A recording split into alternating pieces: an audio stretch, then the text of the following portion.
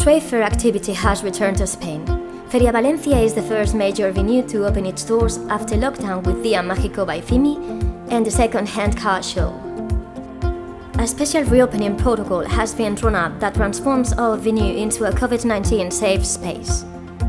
We have introduced temperature controls at the entrances, reminded visitors and exhibitors that it is compulsory to wear face masks, and have installed hand sanitizer dispensers. All contact at the entrance turnstiles has been eliminated, and signs have been put up for controlled queue management. In addition, paperless operations and the use of protective screens have been encouraged.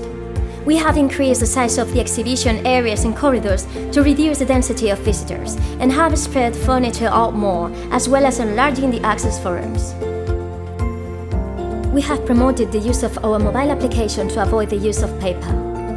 This app includes electronic entrance tickets and all the necessary information about the fairs and events, as well as all the necessary safety information. We have also promoted the first virtual fashion show to ensure the safety of both models and catwalk attendees.